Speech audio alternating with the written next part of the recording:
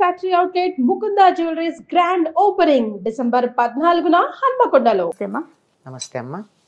అమ్మా, నరదిష్టి నరదిష్టికి నల్లరాయి కూడా పగులుతుందని చెప్తూ ఉంటారు కదమ్మా.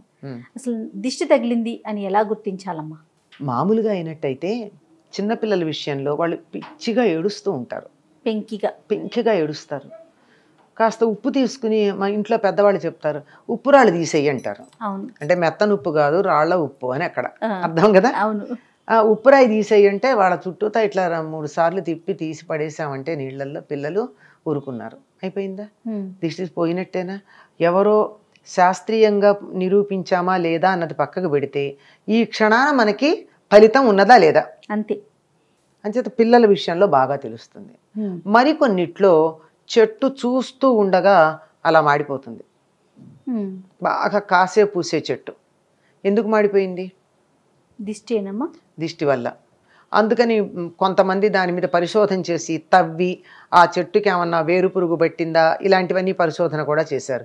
ఏమీ లేదు. వేరు పురుగు పడితే కూడా ఒక్క రోజులో మాడిపోదు, క్రమంగా పోతుంది.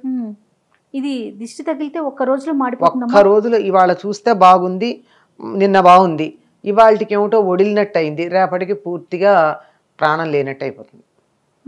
మహా అయితే 2-3 రోజులు అట్లా. అప్పటిదాకా బాగా పాలిస్తున్నటువంటి ఆవు గేదె మర్నాటి నుంచి అసలు ఒక చుక్క పాలివ్వవు, దగ్గరికి రానియవు, ఆఖరికి దాని దూడకు కూడా పాలివ్వవు. అట్లా అయిందంటే దిష్టి అనుమానం వస్తుంది. అలాగే ఇంటి ముందు కట్టినటువంటి గుమ్మడికాయ హఠాత్తుగా కుళ్ళిపోతుంది. సాధారణంగా ఏం జరగాలి? అది ఎండిపోవాలి, ఎండి ఒడిలిపోతాయి. అట్లాంటిది నిన్నటిదాకా బాగానే ఉండి ఎందుకు క్రమంగా చెడిపోయిందా అనడానికి, చెడిపోతుంటే వాసన వస్తుంది. వాసన వచ్చిందో లేదో తెలియదు, వాసన కూడా రాదు, హఠాత్తుగా కుళ్ళిపోయి దాని నుంచి పడిపోతుంది. ఇట్లాంటివన్నీ చూస్తే ఇది దృష్టి దోషమని అంటూ ఉంటారమ్మా. కంటికి కూడా ఒక శక్తి ఉంటుంది కదా, చూపుకు కూడా ఒక శక్తి ఉంటుంది.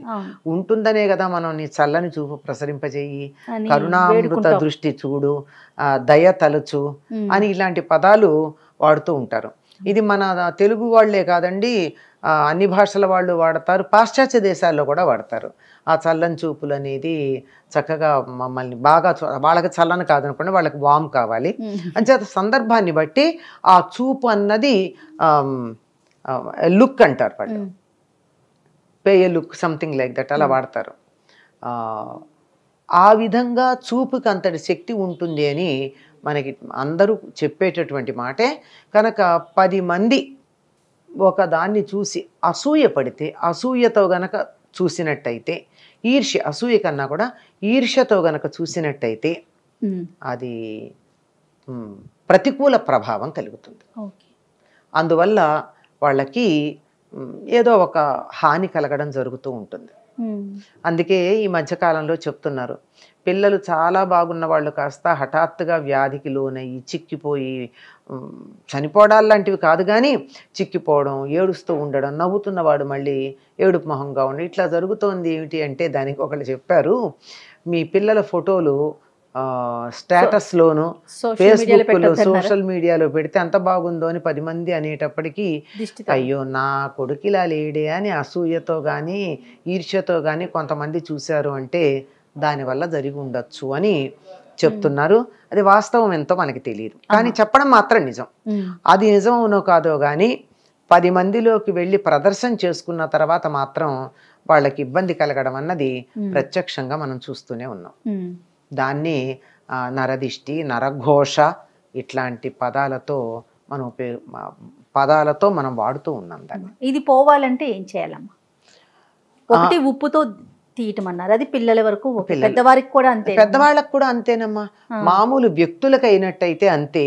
ఈ మధ్య కాలంలో చాలా మంది ఏం చేస్తున్నారంటే ఈ ఉప్పు తీసి, రాళ్ల ఉప్పు, సముద్రం నుంచి వచ్చినటువంటి ఉప్పు, ఆ ఉప్పును తీసి ఇంట్లో నలుగురు వచ్చేటటువంటి చోట పెడుతూ ఉంటారు. దానివల్ల దృష్టి దోషం పోతుంది. ఉప్పుకి నెగటివిటీని ఆకర్షించే లక్షణం ఉంది. అందుకే పూర్వకాలం ఏమనేవాళ్ళు అంటే, ఉప్పు జాడీలే ఉండేవిగా రోజుల్లో, ఉప్పు జాడీ మీద మూత తీస్తే విషం అవుతుంది అనేవాళ్ళు. విషం మాట ఏమో కానీ నెగిటివిటీని ఆకర్షిస్తుంది కనుక ఎప్పుడు కూడా ఉప్పు మీద మూత తీసించకూడదు. ఉప్పు ఓపెన్గా ఉంది అంటే మనం దాన్ని తినకూడదు, పడేసేయాలంతే. అది అందువల్ల ఉప్పు పెడుతూ ఉన్నారు. ఆ పెట్టినటువంటి దానిని తీసుకెళ్ళి ఫ్లష్ చెయ్యాలే తప్ప బయటపడేయటం కానీ అట్లా చేయకూడదు. ఎందుకంటే ఆ నెగిటివిటీ ఇంకోళ్ళకి ఇచ్చిన పాపం మనకి రాదా? అదే ఖచ్చితంగా వస్తుంది. అందువల్ల వీలైనంత వరకు అట్లా చేస్తూ ఉంటారు. ఈ మధ్య కాలంలో చాలా మంది కాలికి ఏదో నల్లతాడు చుట్టుకోవటం, అవును, నల్లదారాలు కట్టుకోవడం చేస్తున్నారు. పూర్వం అయితే దిష్టి చుక్క పెట్టుకునేవారు, అది కూడా బ్యూటీ స్పాట్ అవడని. పూర్వకాలం సినిమాలు చూడండి, అందరికీ ఒక బ్యూటీ స్పాట్ ఉంటూ ఉండేది. అది పిల్లలకైతే పెద్ద అందంగా ఉన్న పిల్లలకి, చంటి పిల్లలకి పెద్ద నల్ల చుక్క ఒకటి పెట్టేవారు బుగ్గన, దిష్టి చుక్క. అంతెందుకండి, పెళ్లి కూతురికి పెళ్లి కొడుకుకి పెడతారు. ఎందుకని? అసలు ఆ సమయానికే ఆ పెళ్లి కూతురులోను పెళ్లి కొడుకులోను ఆ అలంకారానికి ఒక కళ వచ్చేస్తుందమ్మా, లక్ష్మీనారాయణ కళ. ఆ కళ వల్ల వాళ్ళ వంక ఆకర్షణగా చూశారనుకోండి అందరూ. ఎవరో ఒకళ్ళకి కొంచెం చెడ్డ ఆలోచన ఉండదా, నా కూతురికి ఇంకా పెళ్లి కావదర్లేదు, నా కొడుకు ఏమిటో ఎప్పటికీ చూస్తానో ఇట్లా అనేటటువంటి ఆలోచన తనకి లేదు అనుకోవడం పర్వాలేదు, కానీ వీళ్ళకి వచ్చేసింది అని ఈర్ష్యపడతారే, ఆ ఈర్ష్య దృష్టితో కనుక చూసినట్టయితే తప్పనిసరిగా వాళ్ళకి కొంచెం దోషం వస్తుంది. అందుకని అది దానికి దోషం తగలకుండా ఉండడానికి, దోషం సోకకుండా ఉండడానికి చుక్కలు పెడుతూ ఉంటారు. ఇది వ్యక్తులకైతే. ఇంటికైతే ఇంట్లో అయితే ఉప్పు పెడతాం. ఇంటి ముందు గుమ్మడికాయ కడతారు, బూడిద గుమ్మడికాయ. ఈ బూడిద గుమ్మడికాయకి దిష్టిని ఆకర్షించే లక్షణం ఉంటుంది. దానికి అందుకే సిగ్గులేంది అని చెప్తూ ఉంటారు గుమ్మడికాయని, బూడిద గుమ్మడికాయని.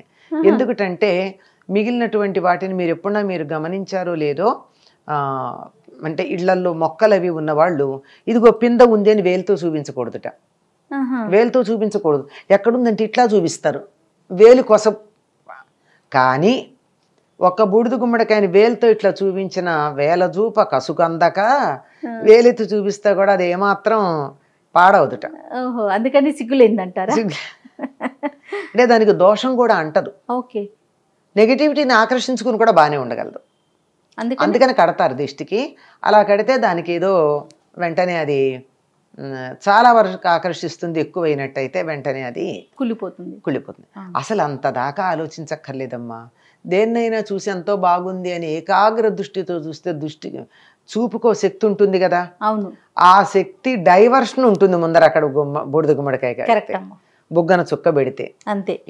ఇంట్లో నెగిటివ్ వైబ్రేషన్స్ అయితే అది ఇంకా ఆకర్షణ కాదు. కానీ మీరు చిన్నపిల్లలు స్కూళ్ళల్లో ఆడుకుంటూ ఉంటారు, నీకు తలనొప్పి తెప్పిస్తాను చూడు అంటూ ఉంటారు, గమనించారా?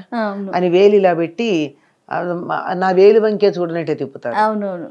అంటే ఆ తన చూపును అలా కాన్సన్ట్రేట్ చేసేటప్పటికీ ఓ శక్తి ఉత్పన్నమైందా? అయిందా? అవునమ్మా. మరి అట్లాంటిది తీక్ష్ణంగా జయ చాలా బాగుంది, వాళ్ళ చంటి పిల్లలాగా ఉంది, 10 ఏళ్ల వయసు తగ్గినట్టుంది, ఎంత అందంగా ఉందో అని నేను ఇలా తీక్ష్ణంగా చూస్తే కంటి రెప్ప వేయకుండా నీకు ఏదన్నా హాని కలిగే అవకాశం లేదంటారా? అందులో దురుద్దేశంతో ఉంటే ఉంటుందా, ఉండదా? అంతే. అంత సింపుల్ అమ్మా నరదిష్టి తగలడం అన్నది. తగులుతుంది, అందులో అనుమానం ఏం లేదు. అందువల్ల దాని నుంచి తప్పించుకోవడానికి మంచి మార్గాలు ఉన్నాయి. మొట్టమొదట మనకున్నటువంటి ఏదైతే మనకి విలువైందుందో దాన్ని 10 మందిలో ఆడంబరంగా ప్రదర్శించకుండా ఉండండి. అది పిల్లలు కావచ్చు, ఆస్తి కావచ్చు, తెలివితేటలు కావచ్చు. మా పిల్లలు చూడండి ఎంత బాగా పాడతారా, మా పిల్లాడు చూడండి ఎంత బాగా డాన్స్, ఇవన్నీ చూపించుకుంటే దిష్టి తగలదా? అదే కదా, తగులుతుంది కదా. ఆడంబరం పనికిరాదు. ఆడంబరం లేకుండా ఉన్నట్టయితే సగం దిష్టి తగలదమ్మా. తగిలిన తర్వాత పోవాలంటే ఇటువంటి మార్గాలు ఉన్నాయి. అమ్మ, ఎన్ని రోజులకు ఒకసారి ఉప్పు తీయొచ్చమ్మా పిల్లలకైతే? ఎన్ని రోజులకే ఉందమ్మా, ఎప్పుడన్నా వాళ్ళకి దిష్టి తగిలితే రోజు ఎందుకు తగులుతుంది? అంతే. రోజు తగలడానికి రోజు ఏమన్నా మీరు ఎగ్జిబిషన్కి తీసుకెళ్తున్నారా? వాళ్ళని ఎగ్జిబిట్ చేస్తున్నారా? అందరికీ లేదు కదా. ఎవరన్నా మనకి కొంచెం అందులో పర్టిక్యులర్గా కొంతమందిని అంటే వీళ్ళ దిష్టి చూపు అని చెప్పేస్తారండి. వాళ్ళు ఎవరింటికి వెళ్తే వాళ్ళంతే నాశనం. వాళ్ళు గట్టికి ఇది బాగుందని అన్నారంటే వాళ్ళు నాశనం అవుతారు. కొద్దిమంది, అందరూ కాదు సుమా. అట్లాంటి వాళ్ళకి ఎలాగో తెలుస్తుంది పాపం. అటువంటి వాళ్ళు వచ్చినా 10 మంది దగ్గరికి వెళ్ళినా పిల్లలకి దిష్టి తగిలింది అనేటటువంటి సందేహం మనకు వచ్చినా, ఉమ్. 10 మంది చూపు పడే ఒక కార్యక్రమంలో పాల్గొన్నా దిష్టి తీస్తారు. ఇది ఎర్ర నీళ్లతో తీస్తారు, ఉప్పుతో తీస్తారు, కొబ్బరికాయ మీద కర్పూరం పెట్టి తీస్తారు, ఇలా రకరకాల పద్ధతులు ఉన్నాయి. ఎండుమిర్చితో తీస్తారు. ఎండుమిరపకాయలతో తీస్తారు. ఓకే. గమ్మత్తు ఏంటంటే ఎండుమిరపకాయలు తీసి భగభగా మండుతున్నటువంటి నిప్పుల్లో వేస్తే గొట్టు రాదు. అవును. మరి ఏమిటది రాకుండా ఎట్లా ఉంది? అవును. ఇవన్నీ నిదర్శనాలే. నూనె గుడ్డతో కూడా ఆ నూనె గుడ్డతో తీసి వెలిగిస్తారు. వెలిగిస్తే దాని నుంచి నీళ్ల చుక్కలు వస్తాయి. అవును. అవును. నూనె చుక్కల బదులు నూనె గుడ్డతో తీసి వెలిగిస్తే నీళ్ల చుక్కలు టపటపా కింద పడతాయి. మరి అంటే దిష్టి ఉందని అర్థం. ఓకే. దృష్టి దోషం ఉందని. ఇన్ని రకాలుగా దృష్టి దోషాన్ని పోగొట్టేటటువంటి మార్గాలు మనకి పెద్దలు అందించారు. రైట్ అమ్మా. నమస్తే.